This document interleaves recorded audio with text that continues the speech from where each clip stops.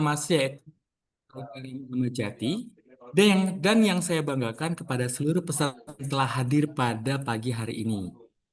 Sebelumnya saya mengucapkan selamat datang di acara Kamase Talk Series yang diselenggarakan oleh Kamase. Di mana Kamase Talk Series pada hari ini kita mengangkat tema Artificial Intelligence dan Machine Learning di industri oil and gas. Saya memperkenalkan terlebih dahulu, perkenalkan saya Raka yang akan memandu jalannya acara pada pagi hari ini. Sebelum kita memulai rangkaian acara kita pada hari ini, alangkah baiknya kita berdoa bersama-sama agar acara yang kita selenggarakan ini dapat berjalan dengan lancar. Berdoa dipersilakan sesuai dengan keyakinan masing-masing. Dimulai. Berdoa dicukupkan. Baik, tanpa berlama-lama lagi, membuka acara pada pagi hari ini, saya persilakan kepada Ketua Kamase, yaitu Saudara Muhammad Jati, untuk memberikan kata sambutan. Kepada Saudara Muhammad Jati, waktu dan layar kita persilahkan.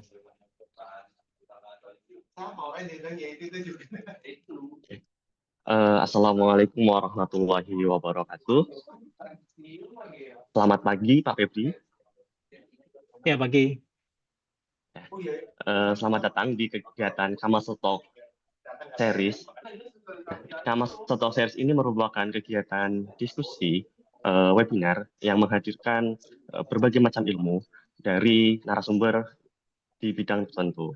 Nah, tema Kamase Talk pada pagi hari ini kita mengacu pada penggunaan AI dan machine learning di industri, khususnya di industri oil and gas. Nah, AI dan ML ini sekarang sedang masif-masifnya. Maka dari itu kita membutuhkan bagaimana sih perspektif di dunia profesional, di dunia industri terhadap maraknya penggunaan AI dan ini. Nah, semoga teman-teman dapat mendapatkan ilmu dan insight yang sangat pada pagi hari ini. Mungkin cukup sekian yang bisa dapat saya sampaikan. Wassalamualaikum warahmatullahi wabarakatuh. Waalaikumsalam warahmatullahi wabarakatuh.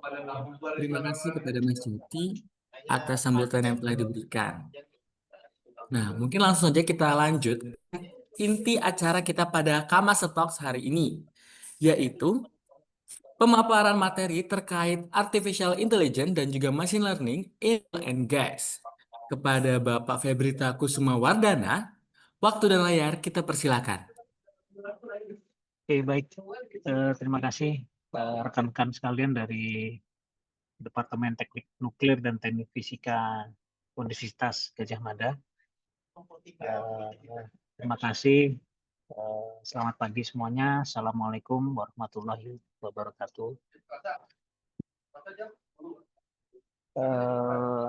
Terima kasih atas undangan dan kesempatan yang diberikan kepada saya ya, untuk memberikan sharing knowledge ya, terkait penerapan master oil and gas industries. Kira-kira suara saya lancar atau putus-putus untuk jaringannya aman? Sudah terdengar lancar, Bapak. Oke, baik. Oke, saya mulai aja. Jadi karena rekan-rekan ini background-nya teknik fisika ya, sehingga yang saya dengar juga teman-teman sudah mendapatkan beberapa pengetahuan di mata kuliah terkait kontrol otomasi, kemudian mungkin jaringan juga ya dari terkait operation teknologi. Maka izin saya sebelum menuju ke topik utama, maka saya akan berikan overview dulu terkait bagaimana apa sih OT dan IT ya, operation teknologi dan information teknologi. Kemudian dilanjut dengan sedikit overview terkait machine learning, baru menuju topik applied in oil and gas industry. Mungkin sebagai perkenalan adalah kurikulum PT saya, di mana mungkin lulus di tahun 2001 S1 Teknik Fisika dan ITS, kemudian lanjut Magister Manajemen Teknologi Analitik Bisnis di ITS juga 2023 terakhir, kemudian profesi insinyur di UGM tahun 2024, kemudian terakhir sertifikasi profesional CMRP di tahun 2025, dan secara umum saya memulai karir di Pertamina itu tahun 2012 di JOB BPJ, dan sekarang ada di zona 13 di Jakarta. Coverage Donggi Matindok di Sulawesi. Kemudian terkait project experience, ya kurang lebih saya background-nya adalah kontrol, engineer, kemudian plan information, integration dengan IT dan OT, dan juga saat ini 3 tahun terakhir menggeluti beberapa project machine learning di wilayah kerja dari Pertamina. Nah, mungkin sedikit perkenalan ya terkait salah satu plan yang saat ini tempat saya bekerja sebagai asisten manajer di maintenance and integrity, yaitu di Regional 4 Zona 13 WK PT Pertamina EP. Lokasinya di Luwuk, ya, Sulawesi. Dari Makassar, Jakarta ke Makassar kurang lebih 2 jam, Makassar ke Luwuk sekitar 1 jam, kemudian dari Luwuk ke site itu 1-2 jam. Nah, kapasitas produksi untuk masing-masing sekitar 60 mm SCAF ya. Seperti ini kita hanya di sekitar 50 ya. Nah, supply gasnya adalah ke desalinasi plant ya. Ini hilir, industri hilir mengubah dari gas ke LNG. Di mana gasnya disuplai selain dari Donggi Matindok Field juga dari JOB ya. Nah, kurang lebih proses overview-nya itu adalah plan ini dari sumur, kemudian melewati separator, di mana nanti memisahkan antara gas, kondensat, dan water. Gas terus dilanjutkan ke scrubber ya untuk dihilangkan water kontennya, kemudian dikompres, booster kompresor, lalu masuk ke agro unit ya untuk dihilangkan H2S dan seterusnya. Kemudian hasil dari acid wash gas tadi itu dibuat sulfur, biological sulfur recovery unit, lalu dimanfaatkan untuk pupuk dan lain sebagainya. Kemudian gas yang tadi murni sweet itu masuk ke DHU, kemudian dikontrol dew point-nya, lalu di deliver gasnya ke customer atau buyer ya. Nah, sedangkan kondensatnya diperes lagi ya, tanda kutip, paper gasnya dimasukkan ke agro, sedangkan kondensat murninya distabilize, kemudian dimasukkan di kondensat tangki untuk nanti dijual secara berkala batching ke JOB Tomori ya, melewati fasilitas JOB Tomori. Nah, secara umum ini adalah ilustrasi secara umum gas processing ya. Baik sebelumnya saya di JTB juga seperti ini, tapi teknologinya agak sedikit kompleks karena tidak hanya meremove H2S, tapi juga meremove CO2. Jadi masing-masing gas processing punya teknologi license masing-masing, ada yang dari UOP, ada yang dari mana, dan tergantung dari karakteristik dari sumur. Nah, sedikit mulai perkenalan terkait ini adalah kalau kita sebut di dunia per-IT-an itu adalah Purdu model ya, di mana menggambarkan struktural dari integrated control system, integrated electric control system, mulai dari level 0, field device, sensor, kemudian aktuator dan sebagainya.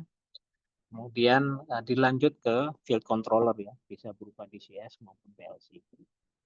Lalu di level 2 adalah HMI, Human Machine Interface ya, Operator Station, Engineering Station dan sebagainya. Di situ ada firewall, jadi untuk memproteksi level 2 ke level 3 dan seterusnya, itu ada bertingkat dipasang firewall untuk memproteksi dari aspek keamanan ya, terutama serangan cyber security.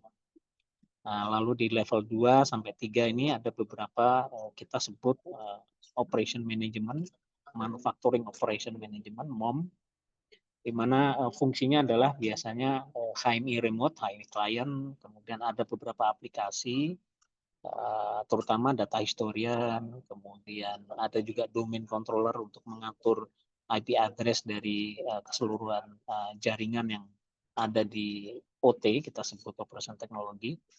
Kemudian juga ada naik ke level 3, itu ada antivirus server, kemudian data historian server juga, ya. Jadi kadang ditaruh di 3, kadang ditaruh di level 2 ya. Ini tergantung dari konfigurasi satu plan.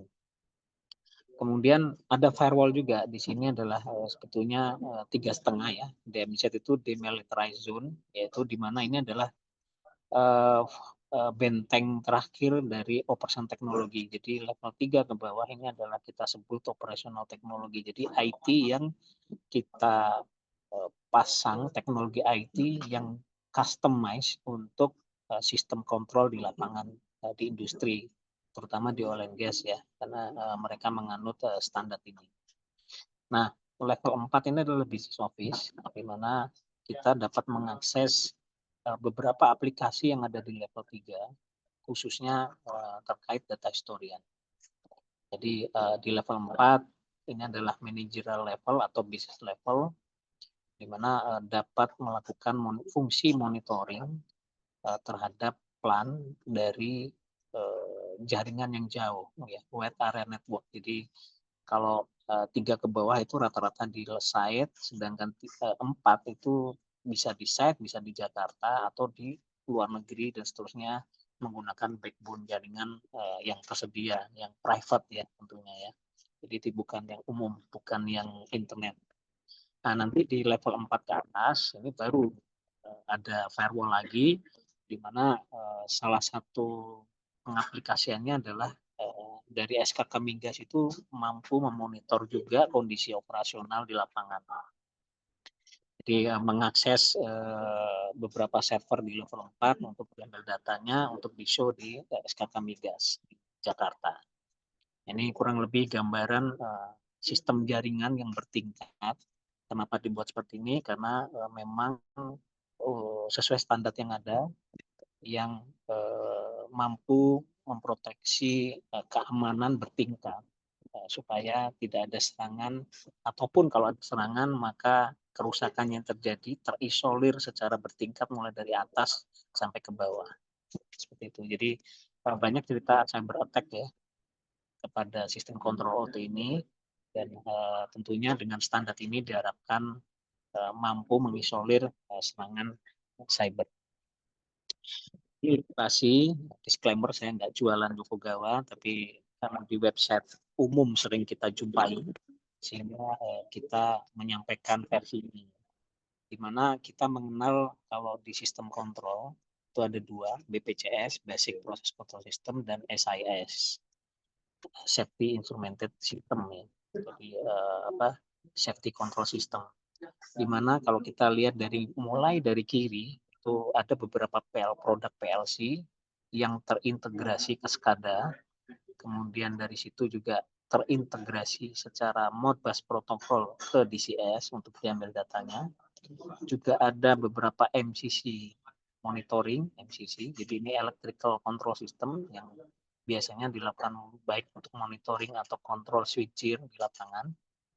Kemudian dari DCS ini, baik itu yang safety control system maupun field control station, yang BPCS maupun SIS akan terkonek ke operator station di level 2 ya, di sebelah kanan atas ya. Kemudian baru ke atas ke level 4 yaitu office network ya. Tapi tentunya tadi dikonfigurasi secara berjenjang. Tapi ini dibuat simple. Ada data historian yang paling kanan, ada PRM, Plan Resource Manager untuk Asset Management, kemudian Plan Information Management itu data historian, Production Management ini terkait production monitoring. Oke, kalau ada pertanyaan boleh langsung open mic ya, silakan. Nah, untuk memperkenalkan awal bagaimana data dari plan floor diambil sampai ke level 4, maka saya sedikit mengupas dan saya yakin teman-teman juga cukup familiar dengan hal ini. yaitu PLC ya. Nah, bagaimana PLC data itu bisa diakses sampai ke level 4, yaitu menggunakan Modbus. Nah, Modbusnya banyak, ada Modbus NTU, Modbus TCP. Ya. Nah, ini ada juga penggunaan 485, 442, 232, dan seterusnya. Jadi ini terkait serial communication, saya yakin teman-teman juga cukup paham. Nah, kenapa saya jelaskan? Karena mostly PLC itu nanti komunikasi untuk bisa dibawa ke data historian biasanya melewati DCS atau bisa langsung ke data historian menggunakan Modbus atau OPC server. Nah, sebelah kanan adalah OPC server. Nah, OPC server ini adalah semacam aplikasi sebetulnya diinstal di suatu PC untuk menggather informasi dari beberapa brand PLC atau sistem yang lain supaya mampu di-sharing secara terbuka, open access ke data historian tentu. Nah, ini jadi ada 2 communication protocol, OPC maupun Modbus yang biasa umum digunakan untuk gathering data dari lapangan. Nah, ini ilustrasi sederhana. Saya punya DCS.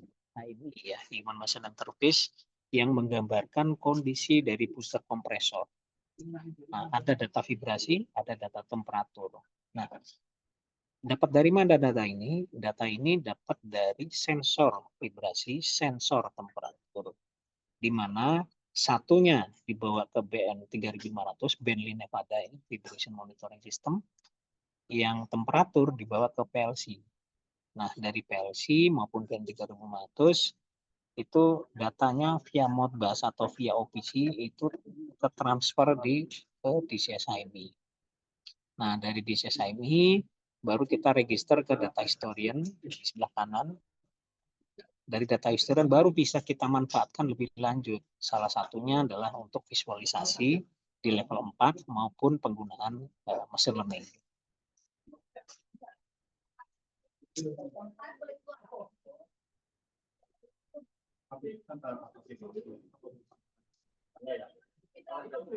Oke, ini ilustrasi secara jadi 3,5 sebagai OT DMZ, nyebrang ke atas adalah IT. Jadi OT sistem itu dapat tugasnya adalah kontrol dan automate physical process. Jadi secara real time ya, supaya operasi berjalan aman dan efisien. Dan OT ini critical karena berpengaruh ke reliability dan safety issue ya. Jadi bagaimana dapat mereduce downtime, kemudian memproteksi aset ya, safety protection juga ke personel ya, dan lain sebagainya. Jadi cukup kompleks. Sedangkan IT itu ya hanya mengolah data-data informasi di level office business. Sedangkan OT, data yang ada adalah data plan yang very critical. Once dia terganggu oleh cyber attack, maka bisa jadi plan kita shutdown atau bahkan mengalami kerusakan. Nah, secara umum orang IT maupun orang kita ya dari teknik fisika khususnya yang bergerak di instrumen kontrol itu bagaimana bagi tugasnya? Bagi tugasnya adalah di level 2 ke bawah itu biasanya hands on by seorang instrumen engineer. Sedangkan mulai dari OPC atau data historian itu biasanya separuh diserahkan tugasnya ke IT, separuh ke kita karena kita adalah pemilik data dari plan proses. Nah, baru di level 4 IT dan kita adalah tamunya lah ibaratnya. Sedangkan kalau di level 3,5 ke bawah, mereka adalah tamu kita. Jadi IT, tim IT itu adalah tamu dari kita. Nah, ini ilustrasi ini menggambarkan perlunya kolaborasi antara IT dan engineering. Nah, sedikit mengenalkan terkait AI ya. Pertama, AI ini adalah science and engineering yang membuat ya intelligent mesin yang pintar ya. especially intelligent computer program. Jadi real time-nya memang program di komputer. Kemudian ini terkait dengan suatu task yang berhubungan dengan komputer dan memahami bahasa manusia. Jadi memang AI ini meniru kecerdasan manusia. Oke. Kemudian di bawah ya, ini adalah ilustrasi saja ya. Jadi ada model, ada expert rule, jadi ada beberapa istilah-istilah nanti di mana nanti ini semua expert rule dari human. Jadi produk machine learning atau AI itu adalah produk pintar. Pintarnya dapat dari mana? Dari manusia sendiri. Nah, hasilnya adalah berupa diterapkan di sisi production. Oke, nah ada istilah beberapa hal, misalnya vision. Vision ini adalah image recognition dan machine vision. Jadi bagaimana image processing itu di bawah ranah machine learning. Jadi bisa mampu mendeteksi objek-objeknya, apakah pengenalan objek, face recognition dan sebagainya. Sedangkan NLP ini yang kita kenal saat ini ya, ChatGPT dan sebagainya. Machine learning ini untuk predictive analytic maupun deep learning, speech ada kita juga diterapkan. Jadi kita sering berkomunikasi dengan HP ya, kita perintah sesuatu jalan, nah itu adalah speech recognition. Nah ini apa hubungannya, apa yang diperlukan ketika ingin mempelajari machine learning dan data science adalah kita perlu knowledge computer science, kemudian matematik, statistik, dan juga domain knowledge. Domain knowledge itu ya usernya, yaitu saya misalnya di maintenance, maka saya domain knowledge maintenance saya punyai. Operation, teman-teman operator di lapangan itu domain knowledge-nya operation. Nah, perlu peran computer science dan matematik statistik knowledge. Maka ya mau nggak mau user punya keterbatasan, dia hanya memiliki domain knowledge. Meskipun kita tahu computer science dikit-dikit atau matematik statistik, tapi biasanya teman-teman IT atau teman-teman data science itu lebih memahami komputer maupun statistik knowledge. Nah, sehingga kita minimum adalah kolaborasi antara orang yang memiliki domain knowledge, orang yang memiliki statistik knowledge, dan orang yang memahami computer science. Nah, besar harapan teman-teman semua di sini setidaknya di computer science maupun matematik statistik itu punya background yang dasar cukup memadai supaya mampu mengorganize produk-produk machine learning yang terutama digunakan oleh kita ya sebagai user. Entah nanti teman-teman rekan-rekan di sini bekerja di engineering, bekerja di user seperti saya ya, di oil and gas atau petrokimia dan sebagainya. Jadi seorang teknik fisika sangat dikenal menjadi interface engineer, menjadi collaborator engineer. Karena apa? Punya domain knowledge yang sangat memadai, baik itu fisika, mekanik, maupun kimia. Ya. Teknik fisika, teknik kimia, teknik mesin. Kita diberi kemampuan yang lebih untuk tahu mesin, tahu proses, dan tentunya tahu fisik ya, physics engineering. Jadi sangat baik kalau pengetahuan yang luas kita dilengkapi dengan knowledge terkait computer science dan juga terkait statistik. Nah ini menjadi statistik itu dasar ya bagi data science. Nah mungkin akan banyak ke depan dibahas soal supervised unsupervised. Jadi ketika nanti topiknya adalah anomaly detection. Nah, anomaly detection kita bisa lakukan dengan dua cara, supervised maupun unsupervised. Kalau supervised itu kita beri label atas anomali yang terjadi. Kita latih, maka suatu saat terjadi anomali, deteksi anomali, itu akan diprediksi ini anomalinya apa atas label yang sudah kita latih. Sedangkan unsupervised learning itu kita tidak beri label, tetapi biarkan mesin itu pintar dengan mengklasifikasikan ya, atau mengklasterkan suatu nilai atau data, membagi data itu dalam beberapa klaster. Nanti akhirnya klaster itulah kita namakan ini klaster anomali, ini klaster normal. Jadi beberapa istilah yang ada di layar nggak jelaskan detail, tapi pada prinsipnya seperti itu. Jadi pembelajaran itu bisa melewati beberapa cara dengan labeling maupun non labeling. Nah, ini juga data analytics yang penting buat kawan-kawan, terutama kita ya sebagai orang teknik ya. Hal yang paling mendasar adalah level 1 adalah descriptive analytics, di mana software itu menggunakan data agregasi dan data mining untuk melihat insight dari data itu, masa lalu, dan menyediakan jawaban terkait apa yang terjadi. Ya, misalnya kenapa mesin itu fail. Jadi misalnya begini, ada data vibrasi, dia mengalami suatu peak to peak ya, spike ya, melewati alarm. Maka kita bisa tahu mesin ini fail karena pernah terjadi alarm atau bahkan trip level dari suatu mesin melewati nilai vibrasi tertentu. Nah, ini deskriptif. Sedangkan diagnostik ini lebih advance lagi.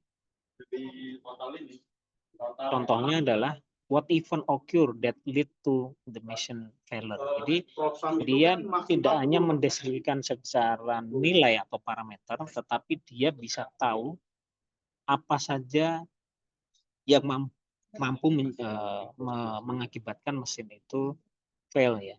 Jadi diagnostik ini biasanya multi parameter. Jadi kalau deskriptif ya kita hanya tahu dia alarm maka dia penyebab dari kerusakan. Tapi kalau diagnostik dia lebih advance ya.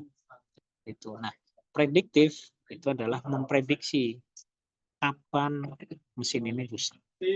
Jadi kalau level 1 2 itu sebenarnya agak mirip-mirip ya, tapi diagnostik itu lebih kompleks. Sedangkan level 3 mampu mengetahui kapan. Jadi kalau tadi mampu mengetahui apa yang menyebabkan kerusakan, sedangkan level 3 prediktif adalah kapan ini akan rusak. Nah, sedangkan preskriptif ini akan menyediakan atau memberikan rekomendasi, bahkan melakukan doing something atas rekomendasi itu. Misalnya, tiba-tiba suatu pompa itu kita prediksi, level 3 ya, memprediksi kapan strainer atau filter itu perlu diganti, misalnya 3 bulan lagi. Maka preskriptif analitik adalah mampu memberikan rekomendasi dan doing something, yaitu membuat notifikasi by email, by SAP, memberikan perintah kerja kepada tim maintenance untuk melakukan replacement filter 3 bulan lagi. Nah, itu adalah preskriptif analitik. Kalau prediktif hanya menebak, preskriptif adalah setelah ditebak, what next to do. Nah, ini perlu diketahui filosofinya kawan-kawan, karena ini akan dalam nanti dunia kerja terutama, kita mau bawa kemana nih produk machine learning ini. Apakah cukup prediktif saja, atau hanya diagnostik deskriptif, atau bisa melakukan decision support, baik itu yang manual, masih membutuhkan knowledge base manusia secara manual, atau automatic decision berdasarkan knowledge base dari human atau tenaga ahli. Nah, intinya action or just recom. Jadi bedanya prediktif dengan preskriptif. Preskriptif pun dibagi 2, automatic action maupun yang masih menggunakan manual knowledge base.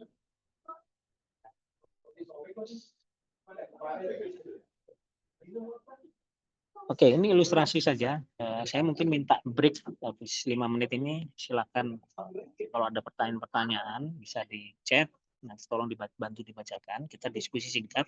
Ada 2 slide yang bisa paparkan. Jawab ya selama kurang lebih 10 menit untuk supaya materinya juga terserap dan ada diskusi. Nanti baru saya lanjut in detail terkait applied solution. Nah, dalam dunia industri oil and gas, itu saya bagi ya, ada production facility, gathering station, crude oil storage, dan crude oil lifting. Ini hanya pembagian secara umum. Nah, OT itu apa? Penerapan OT di field operation, situ ada proses well monitoring, kemudian automatic well test, dan sebagainya. Jadi ada sistem kontrol. Sistem kontrol matic. Di plan operation ada water treatment, steam generation, gas processing, seperti yang tadi dijelaskan di awal. Di power generation ya tentunya ada kontrol untuk mengatur power plant, ataupun SCADA, dan sebagainya. Di transportation itu ada pipeline, storage tank, dan sebagainya. Ada pump station, oil shipment, dan sebagainya. Jadi ada pengiriman produk gitu ya. Ada kontrolnya juga di situ. Ada OT-nya juga. Sedangkan AI-nya ya kita bisa, kalau di sumur ya kita bisa tahu gitu, bagaimana forecasting sumur itu ke depan. Kemudian predictive maintenance dari pompa sumur. Di plan operation kita bisa anomaly detection untuk equipment maupun proses, bisa optimasi proses ya, menggunakan deep learning, menggunakan generative algoritma, menggunakan optimasi metode yang lain. Di power generation sama, bisa dilakukan hal yang sama. Kemudian di hidrokarbon juga sama, tentunya applied di misalnya pipeline monitoring, detection, kemudian tank level monitoring, jadi kapan itu akan penuh, kan gitu. Kemudian corrosi dan sebagainya. Nah, ini lebih detailnya terkait produk-produk. Ini teman-teman teknik fisika ya. Jadi kalau di field operation atau plan operation, tentunya teman-teman harus belajar nih ke depan. Teknologi misalnya Wonderwell, Delta V, Pi, ini adalah SCADA maupun DCS produk ya. Teman-teman harus punya experience ya, entah berupa kerja praktek, magang, atau otodidak ya. Kemudian di sebelah kanan merah ada Wonderware, ini juga SCADA, Delta V DCS. Telepon bentar ya.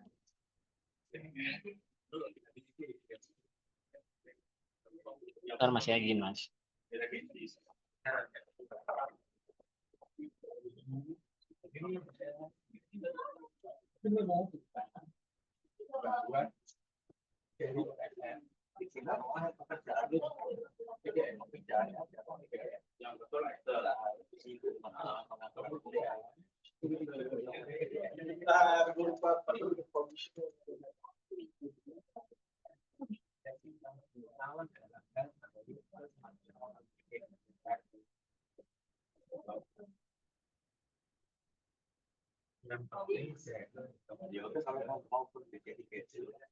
Oke, saya lanjut, sorry, telepon. Nah, teman-teman perlu punya background itu ya. Jadi kemarin cerita sedikit bahwasanya dengan kalau kita punya experience kerja praktek di salah satu vendor DCS atau PLC itu sangat baik. Jadi kita akan tahu nih gimana cara pakai Wonderware atau sejenisnya, dan DCS yang ada, dan seterusnya. Jadi ini perlu teman-teman punya bekal ini. Kemudian ada juga di power generation kita ada GE, produk dari General Electric, ada solar, kan? Ada juga beberapa high-end produk seperti Simplicity, itu berupa SCADA software ya sebetulnya. Dan juga ada Schneider Electric, ini PLC produk. Jadi ini saya kenalkan supaya teman-teman tidak asing nanti ketika di dunia industri ini saya harus berhadapan dengan produk-produk OT apa sih gitu. Nah, kalau bicara produk machine learning, maka tadi kita punya library dari Python, ada berupa TensorFlow, PyTorch, ZooML, dan sebagainya.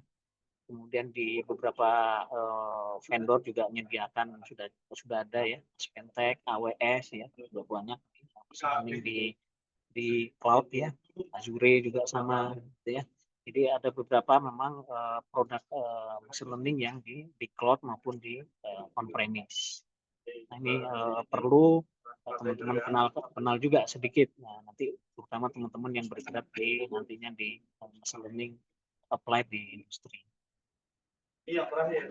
Oke, sebelum saya lanjut, monggo saya buka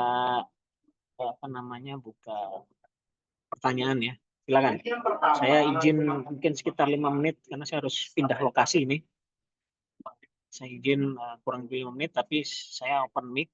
silakan kalau ada pertanyaan dicatat di chat, kemudian bisa di apa namanya, bisa saya jawab diskusi langsung. Silakan Mas.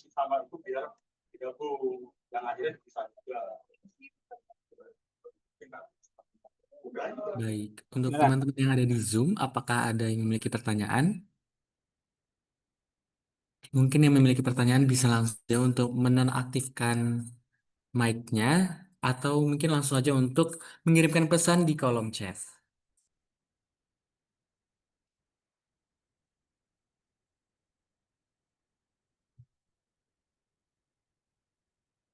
Well, hmm.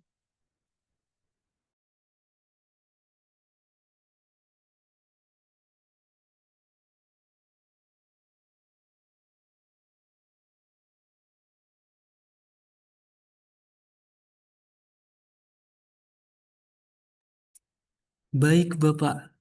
Ini ada pertanyaan dari Ki Nugraha ini.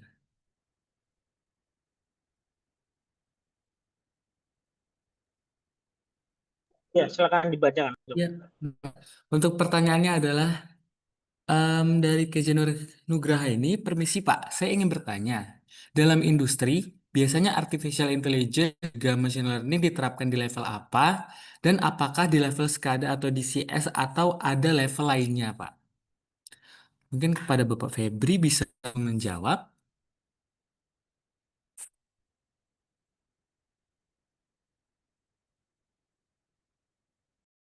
Oke, jadi kalau tadi kan sempat ya saya ada ilustrasi data vibrasi, data temperatur ya. Ya, tadi saya sempat ini nanti saya show ya. Saya izin mungkin belum bisa show sekarang. Jadi eh, ya tadi ada ilustrasi terkait data vibrasi sama temperatur. Nah, data vibrasi dan temperatur itu diambil dari apa tadi? Dari vibration monitoring system. Ada juga dari PLC, ya kan? Nah, PLC maupun vibration itu ditarik datanya ke DCS. Dari DCS baru ke data historian. Supaya data historian itu kan akan ditransfer ke level 4 ya, untuk dikelola atau diolah datanya untuk dilatih di software machine learning.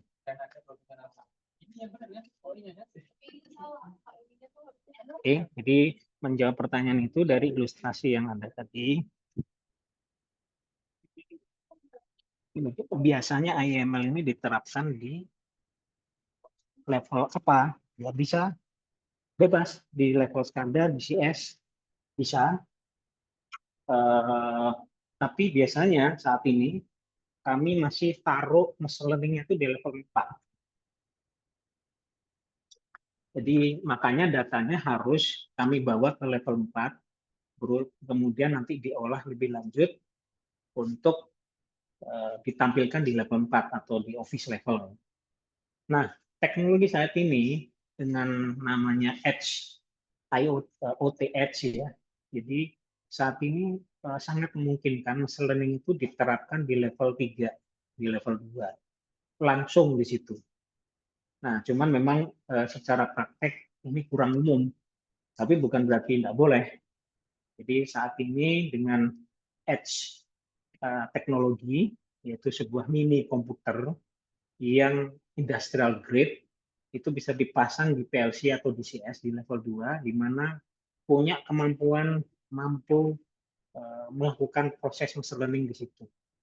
Jadi lebih cepat ya, lebih real time dibanding kalau dibawa ke level 4. Nah, kalau level 4 batasannya adalah bandwidth, kemudian datanya juga nggak in second, tapi biasanya in minute dan seterusnya. Karena makin banyak data ditransfer ke level atas, ya otomatis bandwidth-nya akan panjang. Mungkin dari saya itu dulu, silakan. Baik, terima kasih Bapak. Mungkin dari teman-teman yang lain yang sedang berada di Zoom, apakah ada lagi yang memiliki pertanyaan? Bisa langsung saja menonaktifkan mikrofonnya atau langsung mengirimkan pertanyaan melalui kolom chat. Teman-teman jangan malu-malu karena Pak Febri hadir untuk menjawab pertanyaan teman-teman terkait dengan artificial intelligence dan juga machine learning di oil and gas industry. Nah,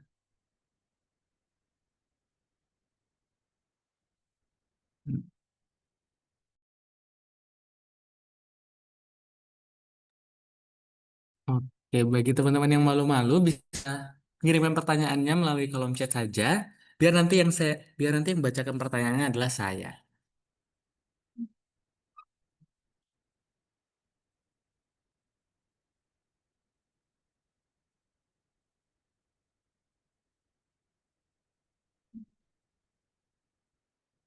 Oke, mungkin sambil ngobrol, sambil menunggu pertanyaan, teman-teman ada yang pernah magang atau ikut kerja praktek ya sampai atau mungkin ada? Boleh cerita sedikit ya?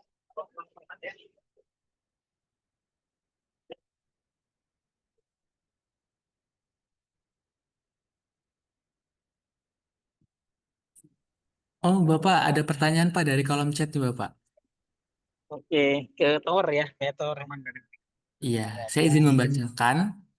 Nah, pertanyaan dari Asfi. Permisi Pak, saya mau bertanya. Untuk penggunaan artificial intelligence atau machine learning ini, apakah untuk analisis saja atau ada untuk pengendalian keamanan seperti gas mudah terbakar? Apakah AI akan mengontrol fan atau kipas untuk membuang gas tersebut? Hanya untuk dianalisis saja.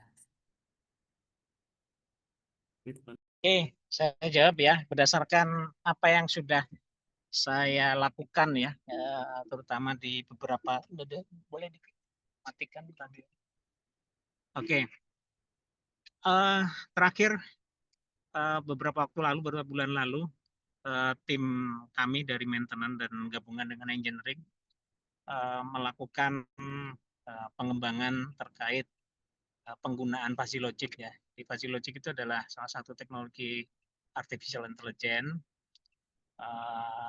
dan kita apply langsung di DCS ya. Jadi kita terapkan langsung dalam bentuk logic, kita upload di DCS Yokogawa, kemudian menggantikan kontrol PID. Jadi PID control itu kita replace dengan fuzzy logic. Nah, ini salah satu contoh bagaimana penerapan AI itu kita implementasikan secara langsung di DCS. Boleh apa aja. Jadi ini kemarin fuzzy logic untuk pengendalian VSD ya, VSD fan, ya, VSD cooler ya. Di cooler fan suatu proses yang memang membutuhkan sistem cooling ya pada waktu itu beberapa apa namanya cooling system untuk dalam satu proses gas. Nah ini bisa kita terapkan juga. Nah tetapi machine learning nanti yang saya sampaikan applied memang tidak untuk mengendalikan, tapi memberikan alert bahwasanya proses atau equipment itu mengalami anomali, terdeteksi adanya anomali. Sehingga harapannya dari deteksi anomali tersebut itu dapat dilakukan proactive action untuk terhadap tim operasi maupun maintenance untuk melakukan sesuatu. Misalnya ketika pompa itu terdapat anomali, maka kalau itu berulang-ulang, nanti saya jelaskan ya teknisnya detailnya, terjadi anomali yang berulang-ulang, maka bisa jadi apa namanya pompa itu mengalami kerusakan. Nah, salah satu yang sering ditemukan itu adalah gangguan-gangguan seperti strainer yang kotor, kemudian mechanical seal yang bocor, sehingga menyebabkan tripnya pompa. Nah, memang tidak langsung ada kendali terhadap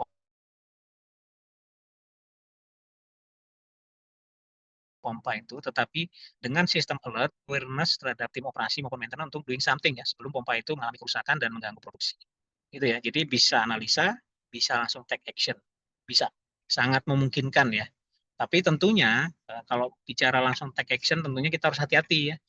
Ada kehati-hatian di situ karena suatu tindakan kadang memang perlu filtering ya, tidak serta-merta dari machine learning AI langsung do something langsung terhadap operasi. Nah, kadang memang masih ada filtering dari manusia, knowledge base berdasarkan manusia dan seterusnya. Tapi yang umum untuk kontrol sangat memungkinkan bisa direct. Itu mungkin bisa saya jawab. Baik, terima kasih Bapak.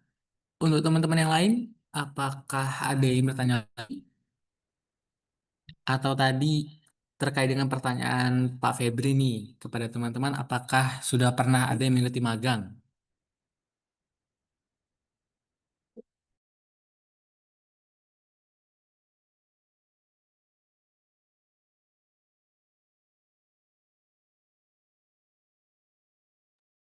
Kayaknya belum belum ada yang jawab ya. Oke, saya lanjut ya materinya ya. Baik Bapak. Oke, ya apa-apa. Nanti langsung aja chat ya pada pertanyaan atau cerita terkait kerja praktek magang boleh lewat chat. Oke, saya lanjut.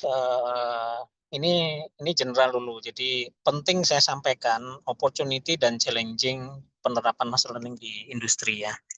Yang pertama adalah opportunity ya. Jadi tadi saya sudah gambarkan di awal bahwasanya proses plan di industri oil and gas itu sudah memiliki data historian. Nah, data historian itu kita sebut big data. Kemudian jadi kita punya nih opportunity yang bagus nih. Big data itu sedia, tapi orang belum memanfaatkan, gitu ya, belum memanfaatkan. Kemudian juga di situ ada edge devices. Jadi kita sudah punya teknologi edge devices.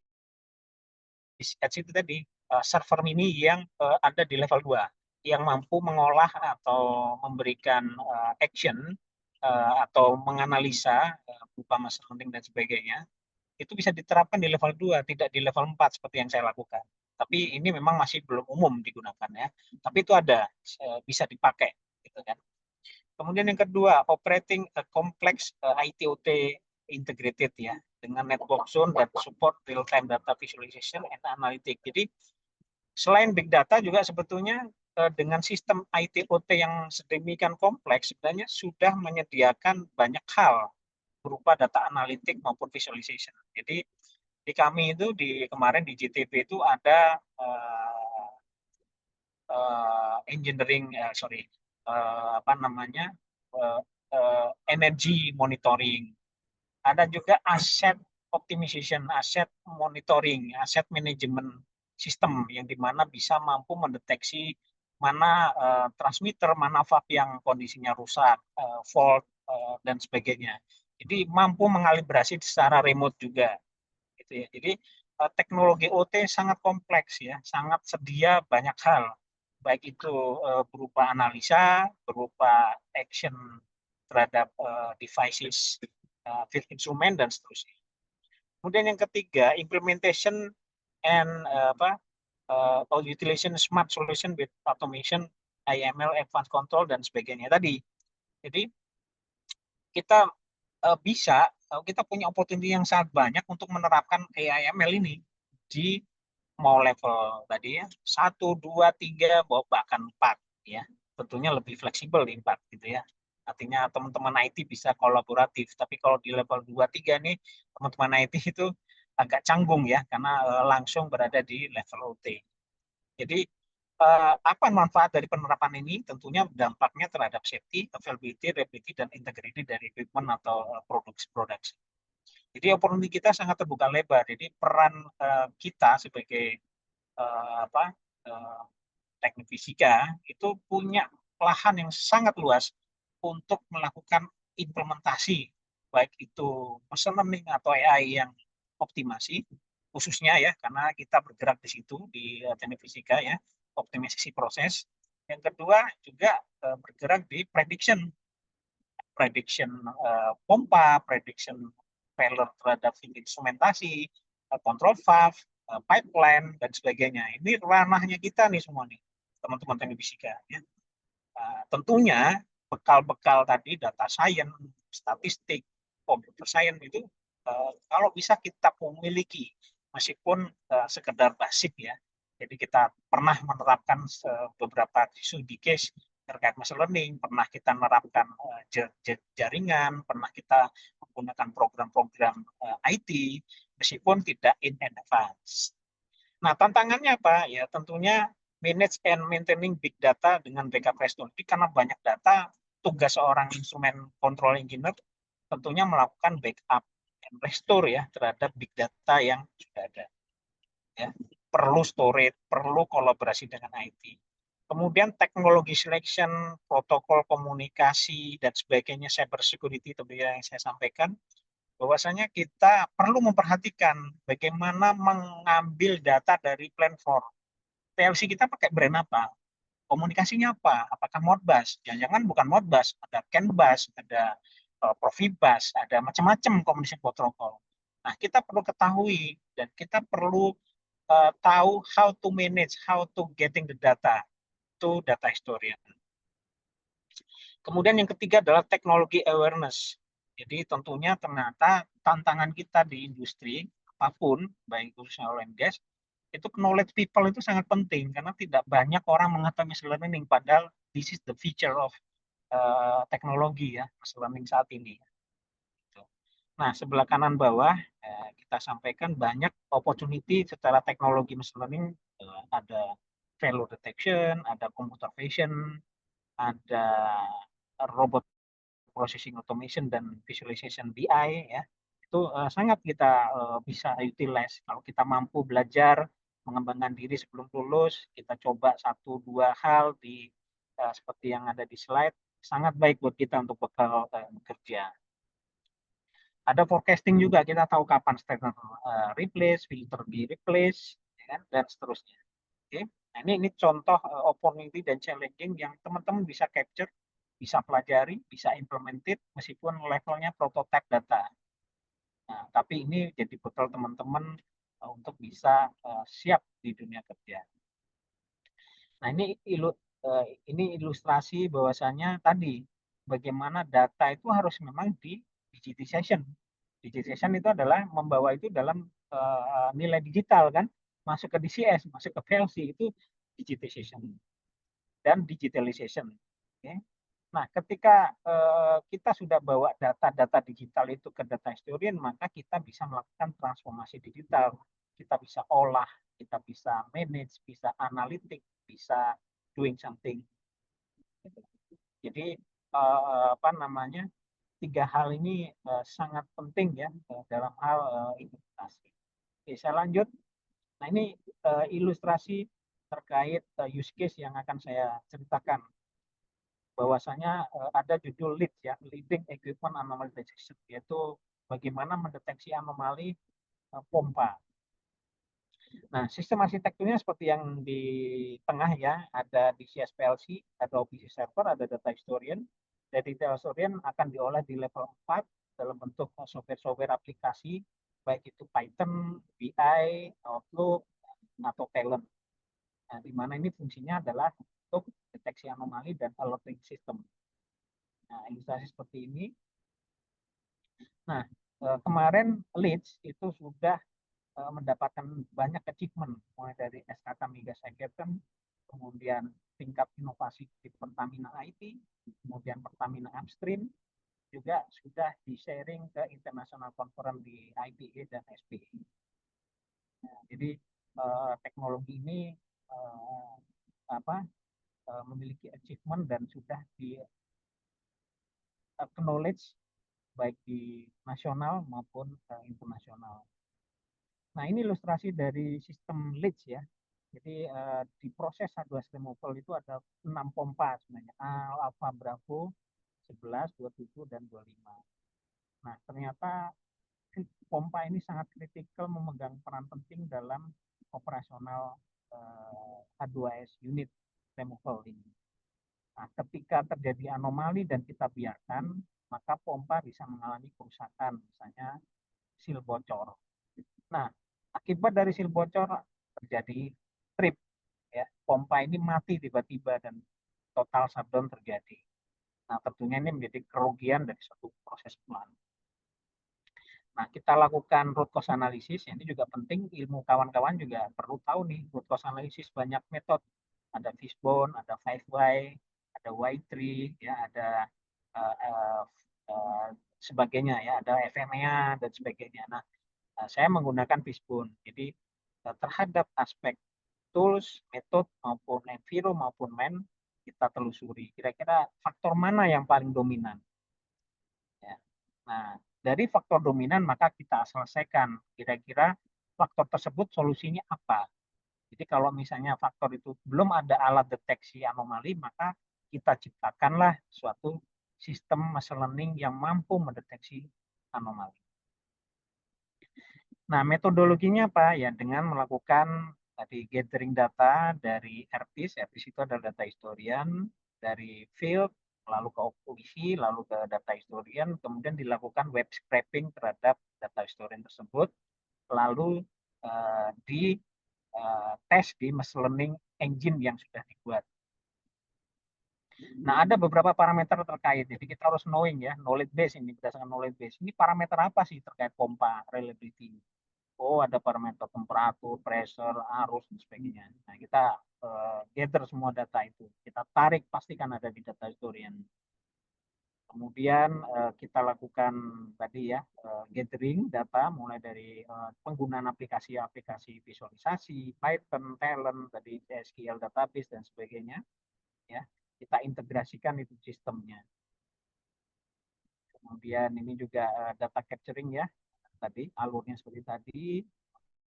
Dan ini adalah pengolahannya, dan ini adalah alur di talentnya supaya apa namanya data itu bisa kesimpan di SQL Server. Ada mirroring data juga setiap 3 menit. Kemudian alert visualization menggunakan BI dan Outlook. Kemudian dalam bentuk email, ya, dashboard. Kemudian baru machine learning itu bekerja. Oh, data ini anomali, data ini normal, dan seterusnya. Ketika anomali, maka diberikan alert. Nah, kita menggunakan metode machine learning ya. Jadi ada disease after trending. Ini CRISP-DM, standarisasi industri machine learning. Untuk project-project machine learning kita menerapkan metodologi ini. Data preparation, modeling, sama evaluation. Jadi kita melakukan proses bisnis, proses alur life cycle dari machine learning yang sudah terstandarisasi. Kemudian juga kita lakukan testing nih Mas. Jadi data anomali yang kita testing, apa benar anomali. Kita tanyakan ke knowledge base, SME Industry Operation, confirm anomali. Ada kejadian-kejadian proses yang terjadi maupun proses maupun equipment yang terjadi pada saat anomali itu. Kemudian juga di sini adalah capturing, saya lanjut cepat saja ini setelah saja. Ini adalah developing Power BI ya, dashboard. Jadi semacam visualisasi seperti operator station ya, tapi tentunya lebih sederhana karena memang BI itu pada dasarnya data analitik bukan HMI ya. Jadi banyak keterbatasan sehingga kita tidak perlu menampilkan semua visualisasi. Jadi yang penting-penting saja. Ada trendingnya, ada alertnya dan sebagainya. Ini trendingnya, jadi ada kita tampilkan trending di dashboard, kemudian kita lakukan preparation data. Ini campur ya, ini proses machine learning-nya ya. Ada korelasi, kita melakukan korelasi, kita bikin model. Kemudian kita uji model tersebut, akurat tidaknya dan sebagainya sesuai dengan standar model yang ada. Kemudian kita uji evaluation tadi, konfirmasi terhadap user di lapangan operation, apakah ini anomali atau tidak, berapa jumlah anomali dan sebenarnya kita akan evaluasi. Kemudian hal yang penting juga kita sudah lakukan rule based AI, yaitu if then, memainkan if then. If parameter arus mencapai segini, if pressure atau flow-nya segini, maka pompa dalam kondisi falling, pompa dalam kondisi gravitasi. Nah, ini sangat penting mengalert. Apakah di CSPLC bisa melakukan? Bisa, tapi harus perlu logik yang ya rumit, cukup rumit ya. Nah, kita masuk di level machine learning di sini. Sehingga ini memberitahu secara alert by email bahwasannya mereka melakukan satu operasional yang cukup membahayakan kalau diterus-teruskan. Jadi umum Kalau pompa itu ketika awal operasi itu terjadi kavitasi, tapi tidak boleh lama-lama ya. Segera dinormalkan karena memang kondisi awal pasti akan terjadi, tapi tidak boleh terus-terusan karena akan berdampak jangka panjang untuk kerusakan pompa. Jadi apa namanya, kejadian operasional pompa memang seperti ini ya pada umumnya, dan ini sudah terkonfirmasi juga oleh teman-teman lapangan ketika kita mendeteksi dekapitasi atau fouling. Mereka juga mengaku iya Pak, ini memang flow-nya kurang, tapi kita paksa, kita ngaturnya kecepatan misalnya ya, pompa itu dibuka terlalu cepat atau kurang lambat sehingga terjadi kapitasi dan seterusnya. Tapi mereka cepat take action sehingga pompa itu kalaupun terjadi kapitasi tidak lama dan masih intolerable. Tapi kita lakukan monitoring Mas, kita buatkan alertnya juga. Kemudian kita lakukan di IT itu istilahnya UAT ya, user acceptance test, kita lakukan tes, kita lakukan uji coba dan seterusnya. Dan ini adalah benefitnya. Jadi baik dari sisi kualitas, kita mampu meningkatkan availability, dari cost kita menghindari loss produksi, delivery kita deliver teknologinya dalam tiap 3 menit mendeteksi anomali, safety juga otomatis menghindari unplanned shutdown sehingga otomatis high risk-nya tidak terjadi. Moral juga orang nggak dikit-dikit rusak pompa, dikit-dikit perbaikan dan sebagainya. Nah ini sustainability, ini cerita aja singkat bahwasannya Leeds ini punya perjalanan siklus pengembangan dari bulan ke bulan, dari tahun ke tahun yang selalu kita mau kembangkan, dan arahnya adalah kita ingin menerapkan forecasting, menerapkan value prediction yang lain dan optimasi. Jadi kita banyak teman-teman ya, ada Mas Yati, Mas Farel kemarin shock sensor ya, kita juga sudah lakukan itu dengan kerja prakteknya. Harapannya itu akan bisa diaplikasikan lebih lanjut, lebih detail, dan kita implementasikan secara online ya, tidak by paper atau by program saja berhenti di situ, tetapi kita bisa lakukan do it online real time. Jadi semua parameter kita ambil real time, keluar nilai virtual sensornya di sistem, di BI tadi visual tidak. Nah ini nanti ke depan kita terapkan apa yang sudah teman-teman lakukan, kita akan implemented secara real time di lapangan. Jadi nggak cuma sekedar program yang sekali jalan saja, tapi dia akan jalan secara terus-menerus. Nah ini ilustrasi saja bahwasanya pengembangan itu berkelanjutan. Nah terakhir saya melakukan di 4 bulan terakhir ini, yaitu I2AI AIDS. Jadi bagaimana Leeds tadi itu direplikasi dan dikolaborasi dengan aset integrity. Nah, aset integrity itu apa sih? Ya pada dasarnya adalah bagaimana memonitor integritas dari suatu equipment atau peralatan, baik itu rotating, static, maupun electrical instrument included. Ya. Jadi ada program life cycle plan do check action terhadap peralatan-peralatan tersebut, mulai dari adanya PM, PDM, corrective dan sebagainya. Nah, program ini, life cycle ini, itu kita bungkus menjadi program asset integrity. Nah, kenapa kita kawinkan antara Leeds, kemudian dashboard, ada inovasi namanya iDash, kita kawinkan, karena apa? Kita membutuhkan suatu mekanisme atau analitik yang komprehensif dan kompleks, tidak hanya mendeteksi anomali, tapi mampu menginformasikan ke pengguna terkait kondisi aset integrity dari equipment tersebut atau proses tersebut. Kalau ada temuan anomali, kalau ada banyaknya corrective maintenance yang dilakukan, kalau integrity statusnya jelek, kemudian ditambah ada anomali, maka apa keputusan seorang manajemen atau maintenance atau operation adalah mematikan equipment tersebut sebelum terlanjur terjadi kerusakan yang lebih major. Jadi tidak hanya mendeteksi anomali, kalau tadi kan hanya glitch itu hanya anomali ya. Nah, kita juga bisa mendapatkan informasi terkait aset integrity dari equipment tersebut. Sehingga dengan kombinasi antara aset integrity dan deteksi machine learning, maka keputusan manajemen untuk doing something terhadap equipment tersebut jauh lebih valid. Karena apa? Informasi sudah demikian kompleks untuk diambil keputusan. Nah, ilustrasinya seperti itu. Fishbone-nya juga mirip, sama, belum ada deteksi anomali dan belum ada aset integrity yang dikawinkan, yang dikolaborasi dengan fungsi dari machine learning. Nah, teknologinya mirip ya, sistem arsitekturnya mirip, tapi kita akan menggunakan Asset Integrity Management System yang sudah ada. Jadi sudah ada aplikasinya, tapi kita kawinkan dalam satu visualisasi sehingga didapatkan satu visual yang mampu memberikan guidance seorang manajer atau seorang analis operation atau maintenance untuk doing something sebelum terjadi kerusakan ya major. Visualisasinya sama tapi ditambahkan dengan informasi terkait asset integrity. Nah, ini ilustrasinya. Jadi ada work order list, ada anomaly finding setahun, 2 tahun terakhir, findingnya apa saja, sehingga kita akan mengetahui ternyata secara historical pompa ini pernah bermasalah di sini, dan seterusnya. Sehingga kejadian yang berulang tidak terjadi lagi dengan histori-histori tersebut, termasuk integrity status dari peralatan. Jadi sangat komprehensif data yang divisualkan, dan ini membantu analis operasi atau maintenance untuk doing something yang lebih mengena ya, kena tepat sasaran. Ini ilustrasinya, kita juga udah konfirmasi, verifikasi dengan SME di lapangan. Terus ini juga sama sustainability, dan nanti ke depan juga soft sensor yang sudah dibuat Mas Farel, Mas Jati, itu akan kita coba terapkan di tahun depan untuk kita go to online.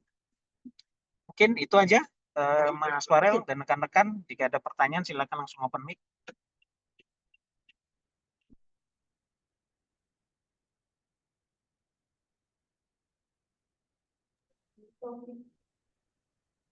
Silakan. Ini ada pertanyaan ini ya. Oke. Oh, persensi ya. Oke, silakan kalau ada pertanyaan. Oh, ada presensi.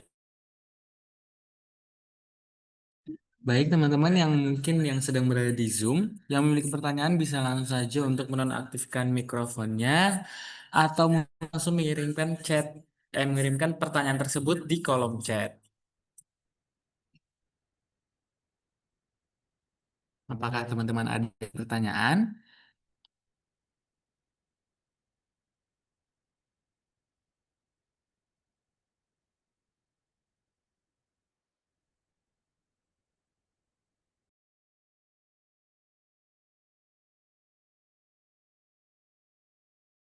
Monggo kalau ada pertanyaan langsung, Mas, rekan-rekan semuanya.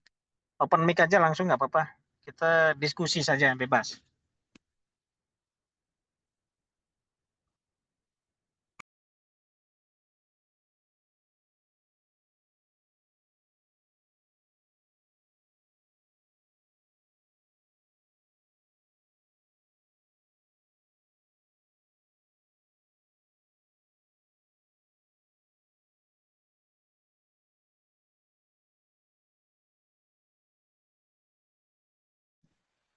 Permisi Pak Febri, izin bertanya. Nah, kan Silakan. perkembangan AI machine learning ini sekarang sedang gencar-gencarnya ya Pak.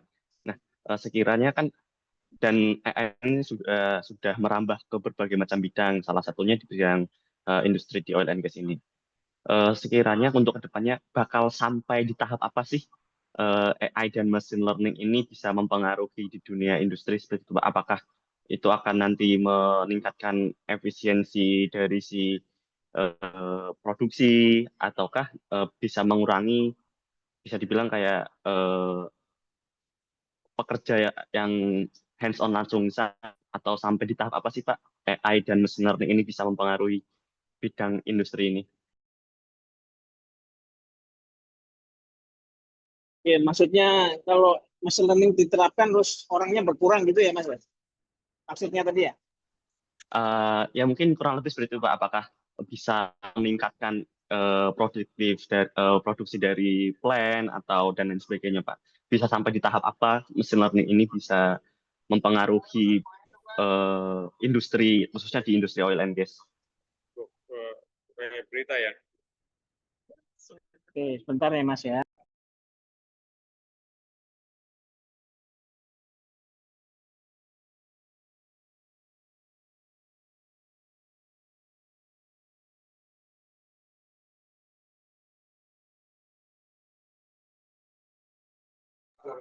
Oke, saya jawab. Jadi tadi sudah sedikit tadi saya ilustrasi ya, apa sih manfaat dari apa namanya manfaat dari pengembangan machine learning ya. Saya delete takut sinyal hilang.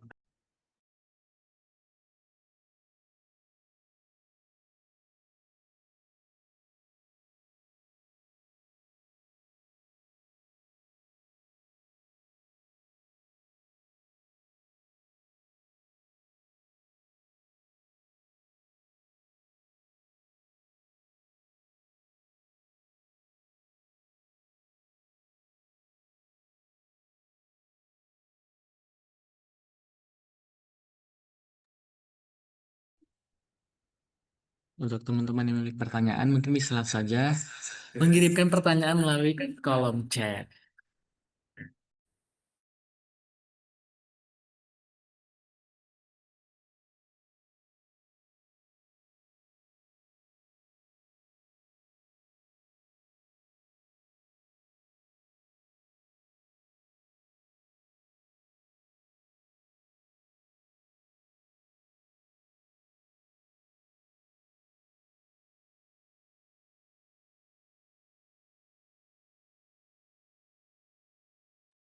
Sorry Mas ya.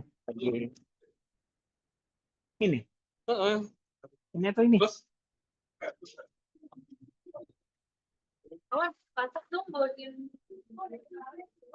Oke, saya jawab ya. Tadi ada sedikit ilustrasi, sebentar saya share lagi nih. Share lagi.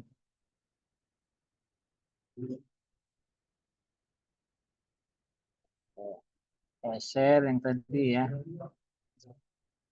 Nah ini ya, seperti apa manfaat machine learning dulu ya. Ini positifnya. Jadi yang pertama dengan machine learning tentunya ada peningkatan kehandalan atau availability dari plan. Kemudian reliability, kehandalan dari equipment. Kemudian mereduce cost. Jadi cost yang tidak diperlukan. Artinya misalnya penggantian part jadi lebih jarang. Kemudian loss produksi tidak terjadi sering. Artinya bisa diantisipasi. Secara moral tentunya orang kalau kerja bolak-balik akan turun moralnya ya, bolak-balik rusak. Saya harus kerja berkali-kali. Nah, dengan machine learning secara positif akan membantu mengurangi pekerjaan yang berulang-ulang sehingga moral pekerja bisa lebih efektif untuk mengerjakan hal yang lebih penting yang lainnya, bukan sesuatu yang berulang-ulang gitu ya. Ini manfaat positif. Terus apakah ada kekhawatiran terus machine learning itu menggantikan peran manusia? Tidak, karena terutama di oil and gas ya, karena di oil and gas itu sebetulnya banyak hal yang belum mampu dilakukan oleh manusia, dalam tanda kutip ya manusia ini. Jadi misalnya nih, untuk menganalisa anomali itu membutuhkan seorang manusia yang harus melihat beberapa trending sekaligus. Nah, sangat jarang nih fungsi ini, gitu ya. Sangat jarang fungsi ini melakukan melihat, menganalisa multi trend dan sebagainya. Kenapa sangat jarang? Karena mereka juga disibukkan dengan rutinitas teman-teman operasi. Sehingga ya hanya spot-spot aja melakukan analisa. Padahal anomali itu bisa terjadi kapanpun, 24 jam bisa terjadi. Sedangkan manusia mungkin intens untuk melakukan visit terhadap deteksi anomali hanya spot-spot, mungkin 4 jam sekali, 6 jam sekali, dan seterusnya. Nah, itu tidak akan menggantikan sebetulnya, tapi justru lebih banyak membantu. Jadi teknologi machine learning akan sangat banyak membantu peran yang belum dilakukan oleh manusia secara rutin. Dan machine learning membuatnya menjadi rutin, sehingga fokusnya manusia lebih ke strategik daripada sesuatu yang berulang-ulang. Nah itu, apapun disiplin machine learning yang ada ya, baik itu computer vision, chatbot, NLP, kemudian deep learning, machine learning, dan sebagainya. Itu di oil and gas menurut saya bisa menjamin ini tidak akan memengaruhi seperti yang dikhawatirkan di yang lain ya. Nah, karena di oil and gas mungkin orang IT itu sangat terbatas, Mas. Kita bukan perusahaan IT. mungkin bagi perusahaan IT itu ada dampaknya ya. Kita sering mendengar nih kan, eh, apa namanya, satu perusahaan IT itu mengurangi tenaga kerja. Kemarin apa saya dengar ada Tesla mengurangi ya, saya lupa. Ada beberapa perusahaan yang sangat menggunakan teknologi banyak dikurangi, Google juga dan sebagainya ya. Nah itu mungkin itu akan berdampak karena apa, dengan machine learning tentunya banyak hal yang rutinitas yang terpotong. Tapi di oil and gas karena kita bukan perusahaan IT, menurut saya ini sangat kecil sekali dampaknya terhadap pengurangan orang, bahkan mungkin hampir tidak ada untuk saat ini. Mungkin itu gambarannya, Mas. Ada yang mungkin kurang cocok jawabannya atau mau ditanyakan yang lebih detail? Silakan.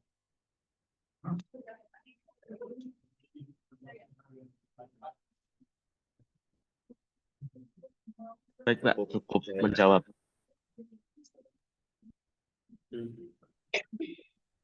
Oke, Ya, Bapak, ini ada Silakan. pertanyaan, Silakan. ada 3 pertanyaan yang ada di kolom chat. Mungkin saya izin bacakan yang pertama terlebih dahulu dari Anggita Berta.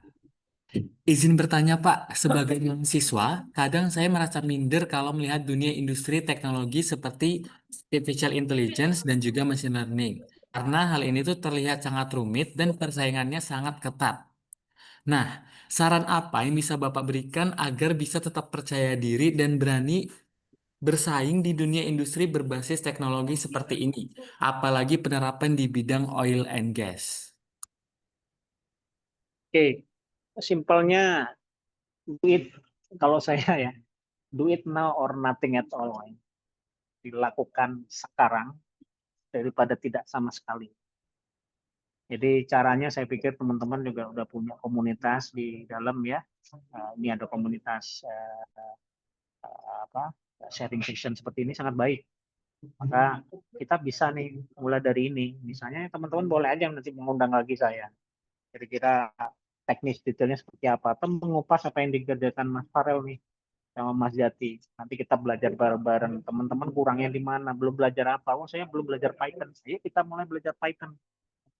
Kita tidak harus menjadi jago Python, Mas. Nah, sekarang saya di posisi saya menyerahkan coding Python ke IT. Saya hanya mengarahkan saja, saya butuh ini, dan ini harusnya bisa. Karena saya pernah bikin. Nah, saya serahkanlah coding itu ke IT. Saya juga bisa bikin BI, visualisasi. Tetapi saya nggak punya waktu untuk itu. Nah, ini akan jadi malah nambah orang, Mas. Jadi kalau tadi Mas nanya, oh nanti malah kurang orang. Justru enggak. Justru sekarang malah nambah banyak orang. Orang IT itu nambah banyak. Gitu. Dibanding user, malah user tetap aja saya aja gitu misalnya ya. Tapi IT makin banyak, makin berkembang. Gitu.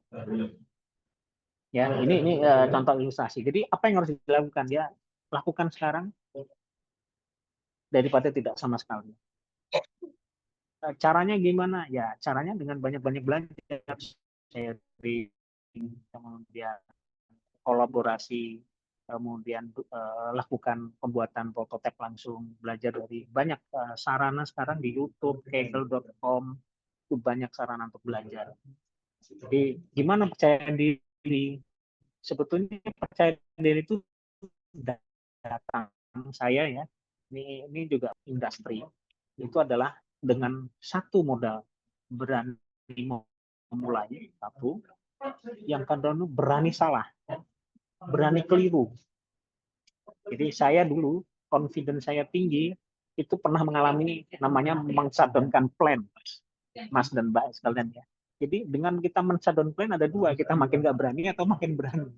Nah ini mental memang harus ditingkatkan dengan apa? Dengan makin banyak belajar, makin banyak mengalami masalah, makin banyak mengatasi masalah, maka confidence kita akan tinggi.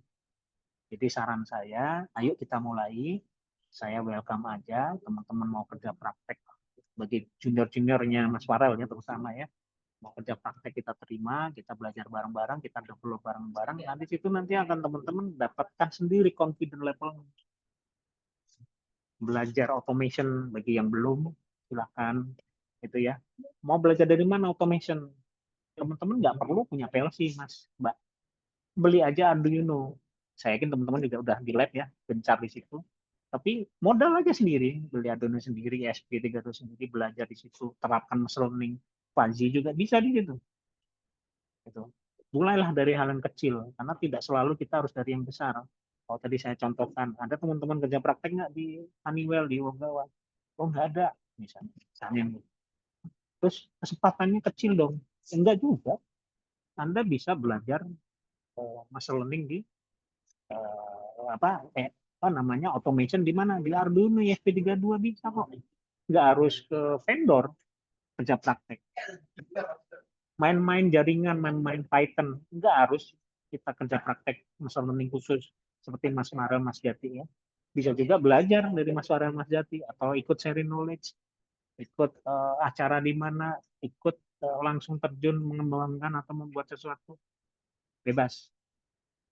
Ya, jadi confident itu datang dari apa?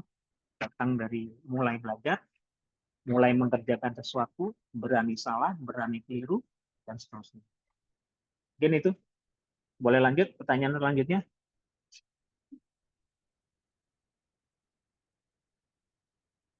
Nih ya, saya baca ya. Izin Pak bertanya, kira-kira apabila ingin lanjut berkarir di ini, apa saja yang perlu siapkan? Nah, itu sudah saya jawab juga nih, Mas Farel ya.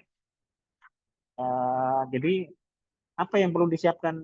Ya, tentunya ya banyak belajar tadi. Anda sudah memulai dengan membuat virtual sensor, ya kan? Itu bisa bisa bisa dimulai.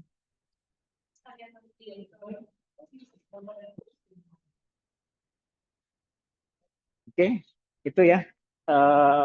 Pertanyaan, sorry, sebentar. Sorry, salah pencet ya. Jadi apa yang perlu siapkan? Ya, kita knowing about automation, knowing terkait tadi ya, ilustrasi materi yang saya berikan secara umum sedikit tahu, sehingga nanti belajarnya gampang. Jadi orang biasanya agak tanda kutip malas, ya, sorry ya, saya pakai kata malas, itu karena tidak memulai biasanya. Tapi kalau sudah memulai, oh itu apa sih ya tadi ya Purdu model, cari di ChatGPT, belajar, banyak baca dan seterusnya. Saya yakin teman-teman akan bisa cari jalannya untuk mengetahui. Nah, tapi biasanya orang malas, tanda kutip, apa itu nggak ngerti, udahlah, nggak usah dibuka-buka. Nah, itu yang kita yang nggak boleh lakukan. Jadi dengan informasi singkat seperti ini, di sharing knowledge ini, harapannya ini men-trigger teman-teman untuk lebih belajar. Gitu ya. Terus, permisi Pak, terima kasih atas materinya hari ini. Menurut saya sangat menarik. Oke, saya ingin kerja praktek di semacam ini. Silahkan menghubungi saya. Eh, Kira-kira di bagian apa? Nah, sementara saya mohon maaf karena saya di Jakarta, mungkin kita tidak berkesempatan ke lapangan karena untuk butuh biaya dan sebagainya. Jadi kalau berkenan di Jakarta, silahkan menghubungi saya. Kalau dulu kemarin Mas Farel saya di lapangan, jadi enak ya, langsung plan dengan ini kan, ya. Gitu ya. Bagiannya di saya di maintenance integrity, bisa di service facility engineering bisa.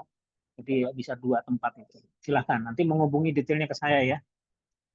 Silakan. Cuman memang nanti ada beberapa kesulitan karena nggak diproses atau di plan, tentunya nggak bisa melihat plannya seperti apa di Jakarta. Jadi hanya paperwork, data, dan sebagainya. Oke, ada lagi pertanyaan?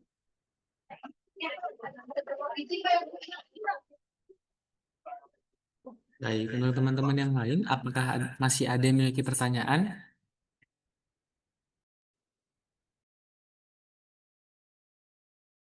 Bisa langsung saja untuk on microphone atau mengirimkan pertanyaan melalui kolom chat.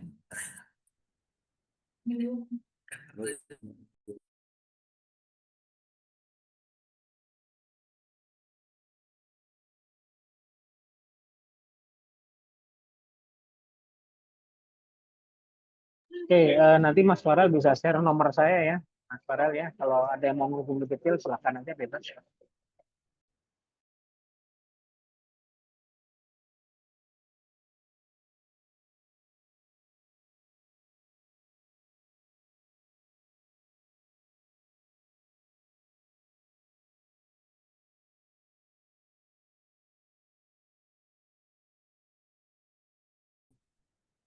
Baik, untuk teman-teman, apakah benar-benar tidak ada lagi pertanyaan?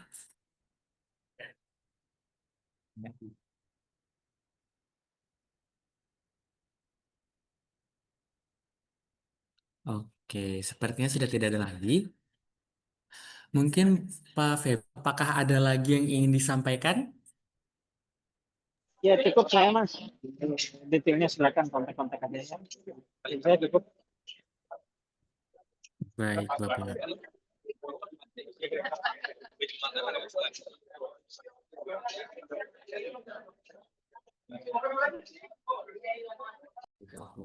Oke, baik teman-teman.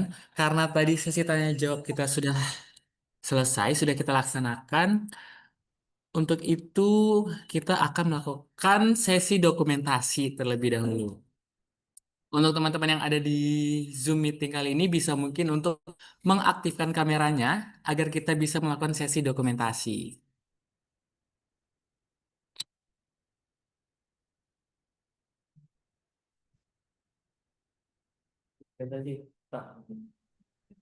Izin on cam semuanya. Baik, untuk bisa mengaktifkan kameranya agar kita bisa melakukan sesi dokumentasi.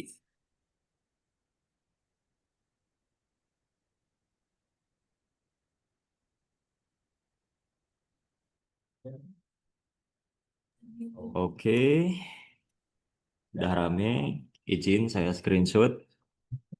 Bismillah, 1, 2, 3. Sekali lagi, 1, 2, 3.